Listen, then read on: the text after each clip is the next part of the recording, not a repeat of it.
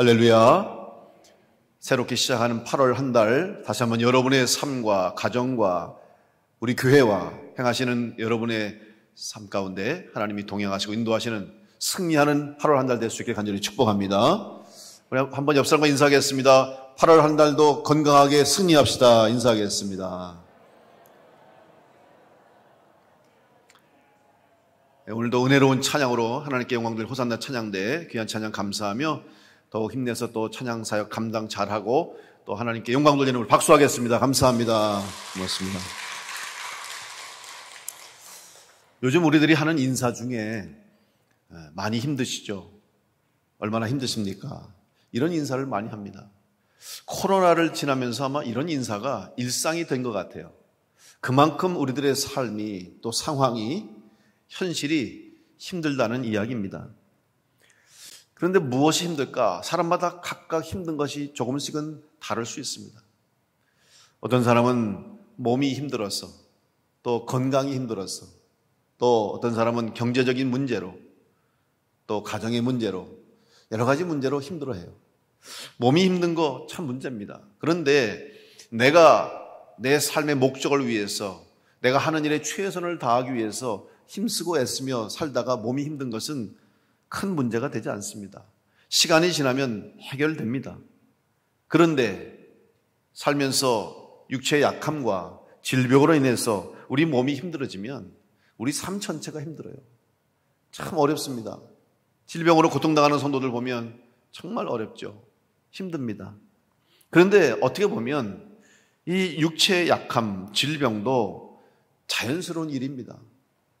우리는 시간이 지나면 또 나이가 들면 약해질 수밖에 없고 또 병도 들 수 있고 또 언젠가는 하나님이 부르시면 다 하나님 앞에 가야 하는 약함을 가진 존재이기 때문에 육체의 약함 또 질병도 사실 우리가 걱정할 건 아니에요.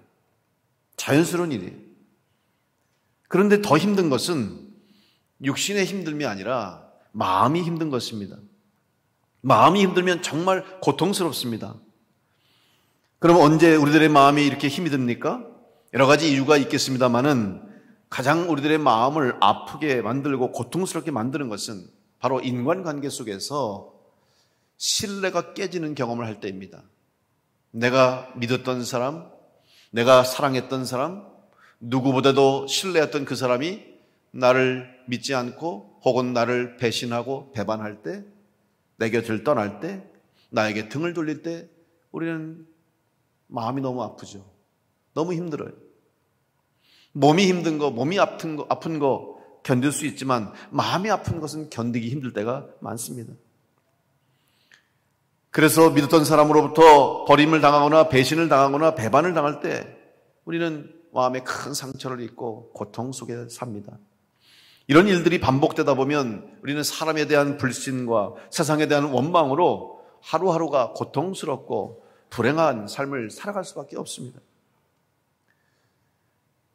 오늘 우리가 신앙생활을 하면서 무엇으로 힘들어하는가를 한번 생각해 보아야 됩니다. 우리 그리스도인들을 표현하는 표현 중에 믿는 사람이라는 말이 있습니다. 왜냐하면 우리의 믿음은, 신앙생활은 바로 믿음으로부터 시작되는 거죠. 그래서 믿음 생활, 믿는 사람이라고 하는 말이 왜 나왔냐? 신앙의 출발은 바로 믿음으로부터 시작되기 때문입니다. 따라서 믿음으로 출발한 그리스도인의 삶은 믿음으로 살아가는 신앙의 삶을 살아야 하는 것입니다. 하나님을 믿는 믿음의 삶을 살아간다면, 또 예수 그리스도를 통한 구원의 은혜를 믿고 살아가는 성도가 되었다면, 우리는 하나님만을 믿는 것이 아니라 예수님만을 믿고 살아가는 성도로 그치는 것이 아니라 이 세상 속에서도, 사람들과의 관계 속에서도 신뢰를 줄 수 있는, 믿음을 줄 수 있는 사람으로 또한 살아가야 합니다. 우리는 정말 오늘 믿음으로 사는 삶을 살고 있습니까? 오늘 아브라함은 어떤 믿음을 가졌기에 믿음의 조상이라고 하는 칭호를 얻게 되었습니까? 우리는 아브라함을 생각할 때마다 믿음을 떠올립니다. 또 아브라함의 위대한 믿음을 생각하며 그 믿음을 본받기를 원합니다. 그런데 아브라함을 생각하면 그럼 아브라함이 어떻게 믿음 생활을 했을까에 초점을 맞춥니다. 아브라함이 어떤 신앙생활을 했기에 믿음의 사람이라고 성경은 기록하고 있을까? 그 아브라함에 대해 관심을 갖습니다. 또 아브라함의 신앙에 대해서 본을 받아야 됩니다. 그런데 아브라함의 신앙, 하나님 앞에서 아브라함의 삶도 중요하고 본받아야 할 것이 있습니다마는 그보다 먼저 앞서서 우리는 아브라함을 향한 하나님의 마음에 초점을 맞추어야 됩니다.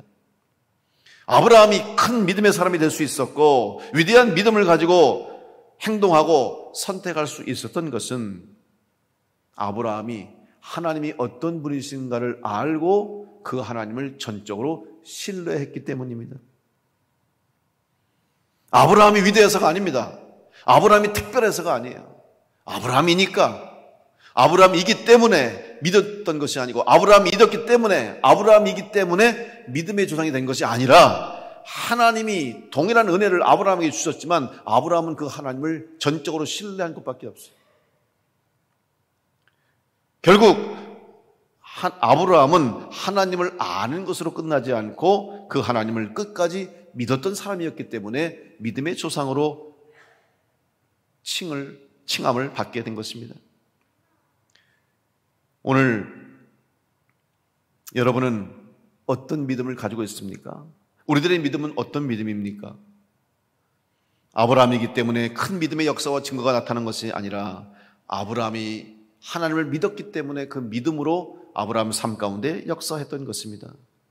오늘 여러분의 믿음도 먼저 하나님이 어떤 분이신가, 또 하나님이 나의 하나님이 될 수 있도록 하나님을 전적으로 믿고 신뢰하고 살아간다면 아브라함이 하나님이 곧 나의 하나님이 될 것이고 아브라함과 함께 하셨던 하나님의 역사와 손길이 나의 삶과 내 생애 가운데도 함께 하실 줄 믿고 믿음으로 살아가는 성도들 될 수 있기를 간절히 축복합니다.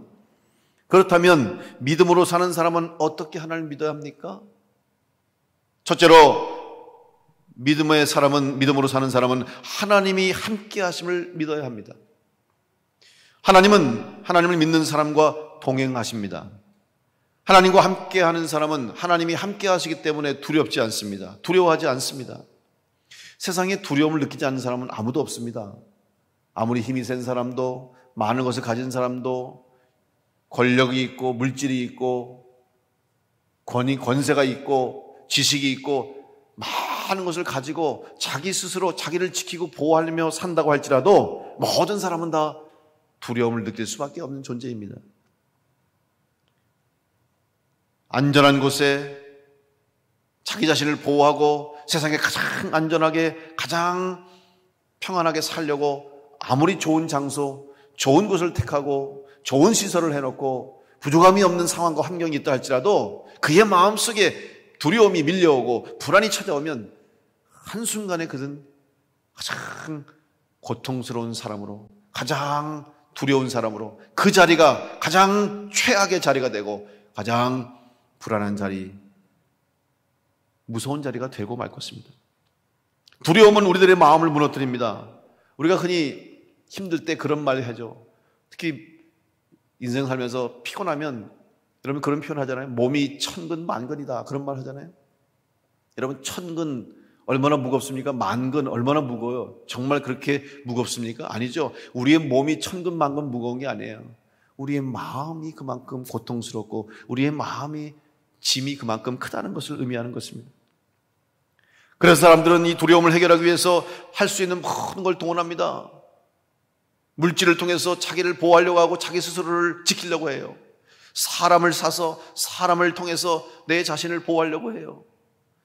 여러 가지 방법들을 통해서 혹은 내 근심과 걱정과 고통을 잊어버리려고 세상 쾌락을 쫓아가요. 세상 즐거움을 찾아갑니다. 여러분, 그런다고 그 두려움이 사라집니까? 그런다고 걱정이 없어집니까? 세상에 그 어떤 것으로도 우리의 불안과 두려움을 해결할 수 없다는 것을 우리는 잘 알고 있습니다. 그런데 우리가 느끼는 두려움과 불안과 걱정과 근심과 염려는 대부분 우리 스스로 만들어내고 있다는 사실입니다. 우리는 각각 우리 인생의 짐을 지고 살아가는 인생이라고 말합니다. 그런데 시간이 지나면 지날수록 우리의 인생의 짐은 점점 무거워집니다. 어느 순간은 내가 감당할 수 없어서 그만 그 무거운 짐 때문에 쓰러지고 주저앉을 수밖에 없을 때가 있어요. 찬송가 337장에 내 모든 시험 무거운 짐을 주 예수 앞에 아뢰면 근심에 쌓인 날 돌아보사 내 근심 모두 맡으시네. 무거운 짐을 나홀로 지고 견디다 못해 쓰러질 때 불쌍히 여겨 구원해 주리. 오직 예수밖에 없다는 고백이죠. 여러분, 우리는 우리 인생의 무거운 짐 때문에 우리 홀로 질 수 없어요. 우리 스스로 우리의 인생의 두려움과 우리 인생의 문제들을 해결할 수 없는 존재라는 것을 먼저 인정하고 하나님 앞에 나와야 되고 하나님을 믿어야 되고 더 나아가서 하나님이 나와 함께 하심을 믿고 고백하는 성도로 살아가야 될 줄로 믿습니다. 여러분의 인생의 짐이 무겁습니까? 여러분이 감당할 수 없는 어려움이 있습니까? 걱정이 있습니까? 불안과 두려움이 있습니까? 이 모든 것들을 다 하나님 앞에 내려놓으시길 간절히 축복합니다. 내가 걱정한다고, 내가 고민한다고, 내가 근심한다고 해결될 일이 얼마나 있습니까? 여러분 잘 생각해 보십시오. 내가 염려한다고 일이 해결된다면 아마 우리가 걱정할 일 하나도 없을 거예요. 왜? 매일매일 염려하기 때문에. 내가 근심한다고 그 문제가 해결되면 얼마나 좋겠습니까? 근심하면 할수록 그 문제는 더 우리를 힘들게 우리를 짓누르고 맙니다. 우리는 사실 걱정하는 일들이 때로는 지나간 일을 걱정할 때가 많아요. 지나간 일을, 과거의 나의 아픈 상처, 과거에 내가 경험한 실패, 과거에 내가 힘들었던 것들 때문에 그걸 잊지 못하고 놓지 못하고 그걸 붙잡고 계속해서 힘들어하며 근심하며 살아가는 사람이 얼마나 많습니까? 지나간 일을 붙잡고 있는 사람 많아요. 또 아직 일어나지도 않았는데 장차 나에게 내 상황 가운데 아직 벌어지도 않은 일을 가지고 미리 생각하며 걱정하며 미리 땡겨서 걱정하는 사람이 얼마나 많습니까? 또 현재 된 상황 가운데 내가 걱정한다고 아무것도 바뀌어지지 않는데 내가 염려한다고 내가 근심한다고 달라질 수도 없는 일들을 붙잡고 우리는 매일매일 근심하며 눈물을 흘리며 고통 속에 사는 것이 얼마나 많습니까?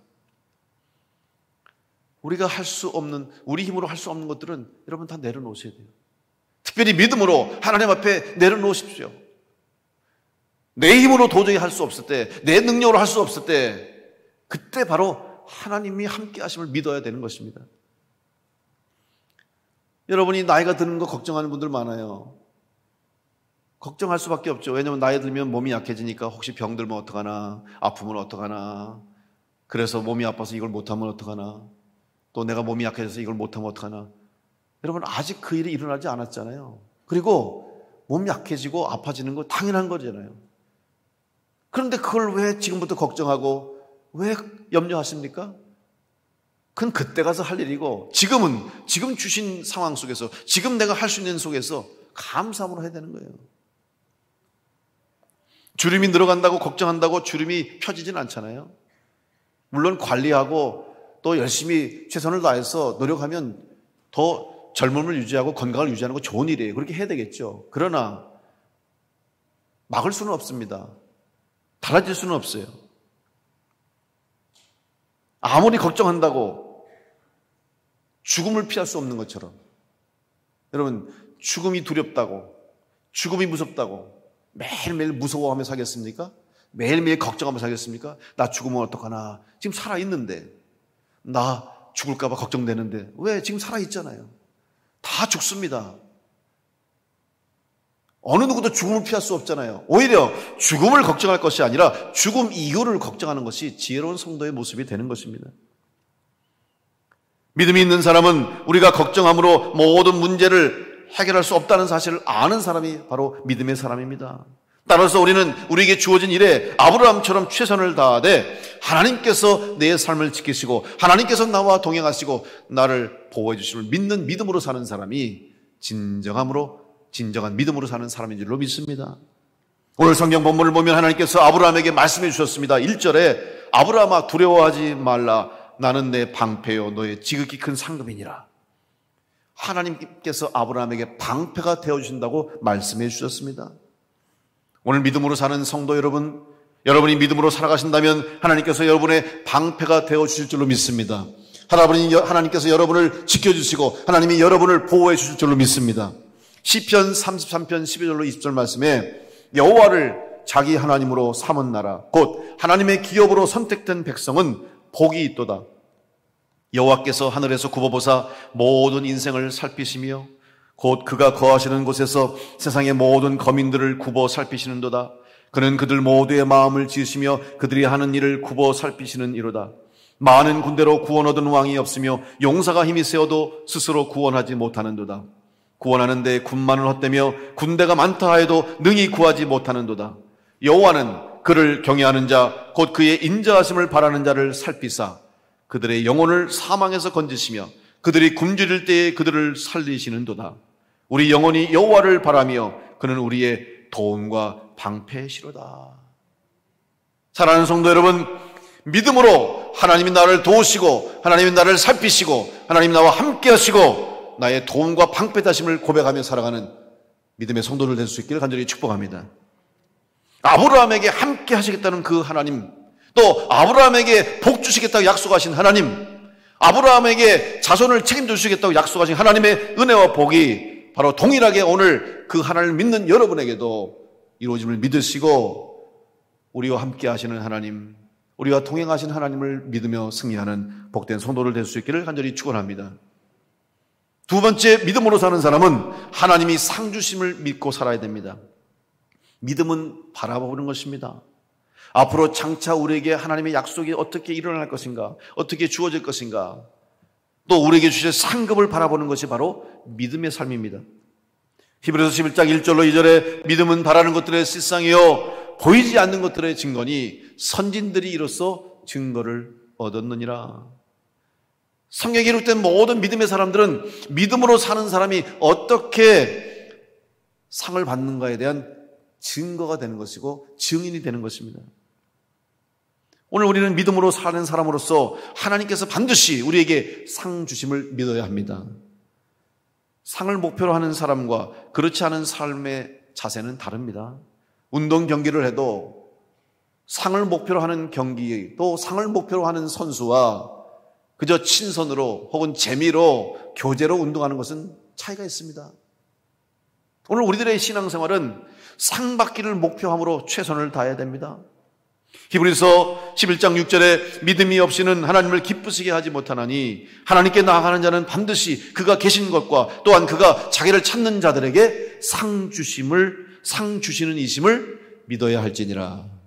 오늘 여러분의 믿음이 바로 하나님이 나에게 상 주시는 분임을 믿고 살아갈 수 있기를 간절히 축복합니다. 하나님이 직접 말씀해 주셨습니다. 아브라함에게 직접 어떤 하나님이 되어주시는지 말씀해 주셨습니다. 1절 후반부에 나는 너의 지극히 큰 상급이니라 라고 말씀해 주셨습니다. 여기서 이 상급은 히브리어로 세카르라고 하는 단어인데 이 히브리어 세카르의 의미는 세 가지로 생각할 수 있습니다. 첫째는 자기에게 주어질 몫으로서의 상급이 있습니다. 몫이 있다는 거예요.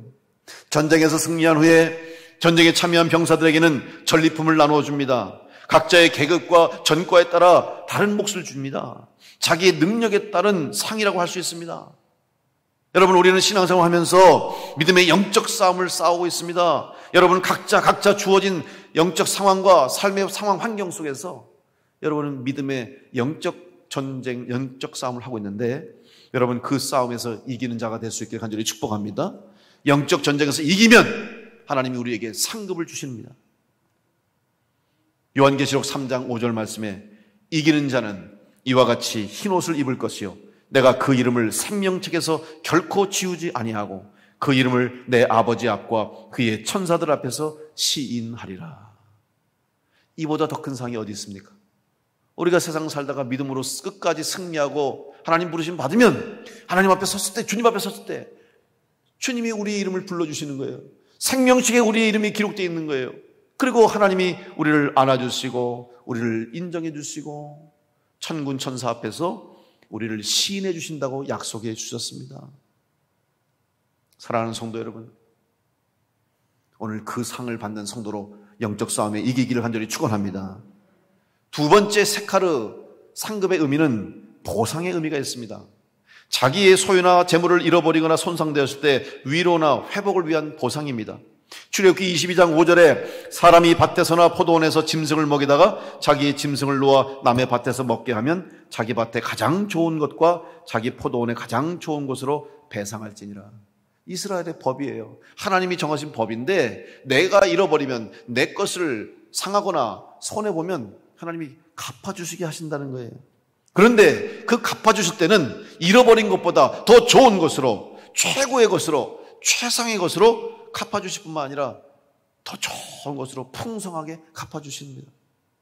여러분, 우리는 욥을 생각합니다. 욥은 견디기 힘든 고통과 고난으로 자기의 재산을 한순간에 다 잃어버리고 자기의 자녀들을 다 잃어버렸어요.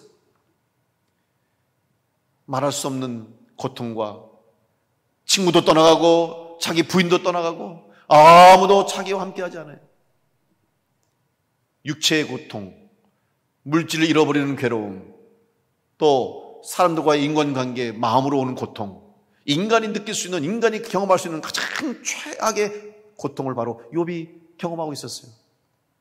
그럼에도 불구하고 욥은 하나님을 향한 믿음, 하나님을 향한 신뢰함을 버리지 않고 끝까지 하나님을 의지했을 때에 하나님은 욥의 모든 잃어버린 것들, 욥의 아픔들을 회복시키시고 위로하시고 다시 채워주신 줄로 믿습니다. 욥기 42장 10절에 욥이 그의 친구들을 위하여 기도할 때 여호와께서 욥의 곤경을 돌이키시고 여호와께서 욥에게 이전 모든 소유보다 갑절이나 주신지라. 여러분, 회복시키실 뿐만 아니라 손해를 다시 채워주실 뿐만 아니라 갑절로 하나님이 상 주신 줄로 믿습니다. 세 번째, 이 세카르 상급의 의미는 나에게 없는 것을 주신다는 거예요. 여러분, 상은 원래 없는 걸 받는 게 상이잖아요. 내 것을 받는 게 상은 아니에요. 나에게 없는 상을 받아요. 그런데 이 상은 누가 주느냐에 따라서 그 상의 가치와 내용이 달라집니다. 주는 사람에 따라 상의 크기가 다르잖아요. 아이들이 학교에서 학교 상 받아도 선생님이 주시는 상, 담임 선생님이 주는 상하고 교장 선생님이 주시는 상하고 달라요. 또 교육장이 주는 상이 다르고 교육부 장관이 주는 상이 다르듯이 여러분, 누가 그 상을 주느냐에 따라서 그 상의 가치와 내용이 달라지는 것처럼 오늘 우리들이 받을 상은 바로 하나님께서 주시는 상인 줄로 믿으시기 바랍니다. 하나님이 어떤 분이신가를 믿는다면, 우리가 하나님이 어떤 분이신가를 안다면 우리는 그 상을 받기 위해서 최선을 다해야 돼요. 하나님이 어떤 분이십니까? 창조주 하나님, 생명의 주인 되시는 하나님, 생사화복의 주관자 되시는 하나님께서 나에게 상을 주신다면 그 상이 어떻게, 얼마나 큰 상이겠습니까? 어떤 상이겠습니까? 우리는 그 받을 상을 기대하며 하나님이 주시는 상을 기대하며 매일매일 여러분의 삶 가운데 믿음으로 살아가는 성도가 되어야 할 줄로 믿습니다. 다시 한번 상 받는 성도로 믿음을 지키며 믿음으로 승리해서 마지막까지 이기는 자가 되어서 상 받는 성도를 될 수 있기를 간절히 축원합니다. 세 번째로, 믿음의 사람은, 믿음으로 사는 사람은 하나님이 사랑하심을 믿어야 합니다. 요즘 텔레비전 프로그램 중에 요즘 육아 금쪽 같은 내 새끼라는 프로그램이 있죠. 아마 여러분도 보신 적이 있을 겁니다. 저도 가끔 가다 보는데 아이를 기르는 부모님들, 육아하는 부모님들이 자녀들의 문제를 가지고 이 오은영 박사님, 정신과 의사입니다. 이 박사님에게 와서 찾아와서 상담을 하는 거예요. 어떻게 이 아이의 문제를 고칠까요? 아이들의 있던 잘못된 행동들을 어떻게 고칠까요? 아이가 이렇게 힘들어하는데 어떻게 하면 좋을까요? 그래서 상담을 하고 고민을 털어놓아요. 근데 그 아이들이 보이는 행동을 보면 저도 저걸 보다가 아마 갑자기 속에서 막 화가 올라와요. 아니, 무슨 저런 애가 다 있어. 아니, 무슨 애가 저렇게 행동을 해, 저렇게 말을 해. 아니, 어떻게 저래, 내 새끼 같았으면 한데 이렇게 막 이럴 정도로 말이죠. 막 속에서 막 불불 끓어요. 아유, 그러면서 막 속으로 생각하는 거죠. 도대체 저 엄마는, 저 아빠는 어떻게 저 애들 저렇게 길렀을까? 아유, 쟤는 왜 저럴까? 그러면서 막 답답하고 안타깝기도 하고 속이 상해요. 그런데 이 문제를 하나씩 원인을 찾아가는 거예요. 그 아이가 왜 그렇게 말했을까? 그 아이가 왜 행동했을까? 그 아이에게 왜 이런 일이 일어났을까를 생각하면서 환경을 생각해보고 상황을 생각해보고 가족들과의 관계 해보면 하나씩 문제가 풀리는 걸 보게 돼요. 그리고 어느덧 그 아이가 정상적인 아이처럼, 아주 평범한 아이처럼 그렇게 행복하게 편안하게 살아가는 모습으로 돌아가는 모습을 보는 거죠. 그러면서 결론이 뭔지 아십니까? 모든 문제의 근원이 뭔가 하나예요, 하나.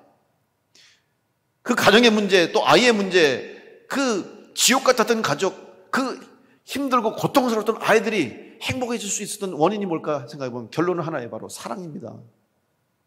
문제의 원인은 사랑의 결핍이었어요. 또한 왜곡된 사랑, 사랑을 잘못 표현하고 사랑을 받지 못한다고 생각했고 사랑을 주면서도 잘못된 방법으로 사랑을 주었고 또 내가 사랑하고 있다고 잘못 생각했고 내가 사랑한다고 하면서도 잘못 사랑했고 잘못 사랑을 받았기 때문에 이런 문제가 생겼다는 거예요.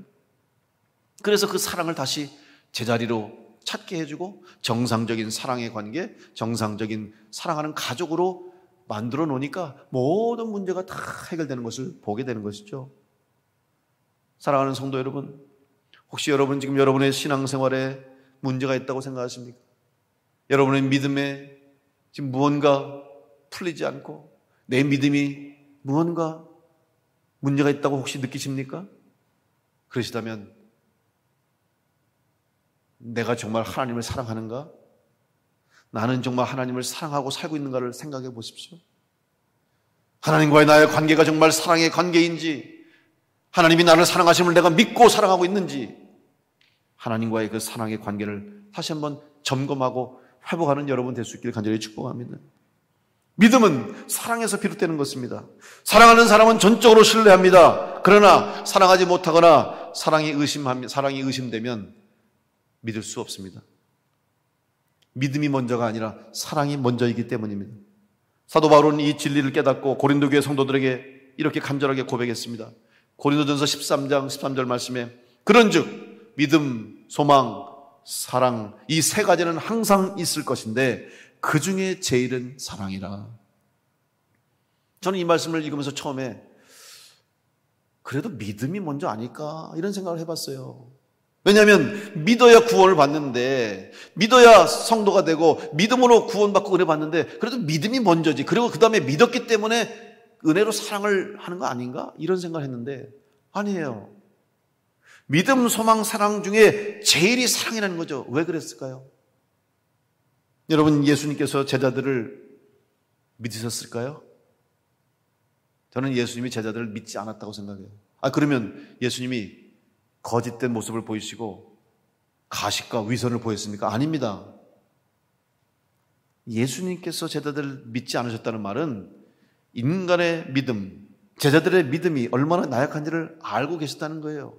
그들에게 그 믿음을 기대하지 않았다는 것입니다. 그래서 예수님은 부활하신 후에 제자들에게 나타나셨습니다. 베드로에게도 나타나셨어요.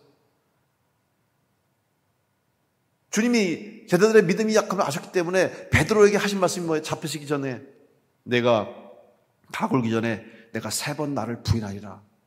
이미 주님은 알고 계셨어요. 베드로의 믿음이 약해질 것을. 인간의 약함, 인간의 믿음이 이렇게 약하다는 것을 주님은 알고 계셨기 때문에 그들을 믿음의 관계로 보신 게 아니에요.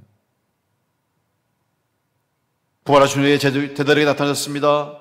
그리고 베드로에게 나타나서 물으셨습니다. 요한복음 21장 15절 말씀에 그들이 조반 먹은 후에 예수께서 시몬 베드로에게 이르시되 요한의 아들 시몬아 내가 이 사람들보다 나를 더 사랑하느냐 하시니 이르되 주님 그러하나이다. 내가 주님을 사랑하는 줄 주님께서 아시나이다. 이르시되 내 어린 양을 먹이라. 예수님께서 제자들을 특별히 베드로를 보고 무슨 말씀하셨나요? 오히려 베드로에게 야, 너 그때 왜 나를 믿지 않았어? 너 나를 믿는다고 하면서 그때 왜 나에게 배신했어? 왜 그 말을 했어? 이렇게 물으셔야 되는 거 아니에요? 그런데 주님은 그 말을 하지 않았어요. 오히려 주님께서는 나를 사랑하느냐? 여러분, 예수님은 제자들을 믿은 것이 아니라 사랑하신 것입니다. 주님은 오늘 우리를 믿는 것이 아니라 우리를 사랑하고 계신 줄로 믿습니다. 하나님은 오늘 우리를 사랑하십니다. 우리는 그 사랑 때문에 하나님을 믿는 믿음의 사람이 된 줄로 믿습니다. 사랑 없는 믿음은 언제든지 변할 수밖에 없습니다. 사랑하면 믿음은 자연스러운 일이 됩니다. 사랑하면 믿음을 의심할 이유가 없습니다. 사랑하지 못하기 때문에 의심하고 사랑하지 못하기 때문에 믿지 못하는 것입니다. 주님을 사랑하는 성도들이 되시길 간절히 축복합니다. 하나님을 사랑하는 성도들 되시길 간절히 바랍니다. 여러분이 하나님을 사랑하는 그 사람이 되면, 아니 하나님이 먼저 나를 사랑하시고 주님이 먼저 나를 사랑하셨다는 그 사실을 여러분이 믿는다면 우리는 그 사랑 안에서 하나님을 사랑하는 자가 되므로 믿음을 지키고 믿음으로 승리하는 성도가 될 줄로 믿습니다. 하나님께서 아브라함에게 찾아와 주시고 은혜를 주셨습니다. 오늘 그 하나님께서 오늘 여러분에게도 우리에게도 동일하게 찾아와 주시고 오늘도 우리를 만나 주시고 우리에게 은혜를 주심으로 믿음의 사람으로 살게 하십니다. 그 하나님을 믿는 성도로 믿음의 사람으로 살아갈 수 있기를 간절히 축원합니다. 하나님이 여러분과 함께 하심을 믿으십시오. 또한 여러분에게 상 주심을 믿으시고 살아가십시오. 그리고 하나님이 여러분을 끝까지 포기하지 않고 사랑하신다는 그 사랑을 깨닫고 그 사랑 안에서 하나님을 사랑하며 믿음으로 살아갈 때 하나님의 약속하신 은혜, 아브라함에게 주시겠다고 아브라함에게 허락하신 약속과 은혜와 복이 동일하게 오늘 여러분 삶 가운데, 여러분의 인생 가운데, 여러분 가정 가운데, 우리 교회 가운데 이루어짐을 믿으시고 믿음의 사람으로 승리해서 하나님 앞에 영광 돌리며 끝까지 이기는 자로 이겨나갈 수 있고 승리할 수 있기를 간절히 축원합니다.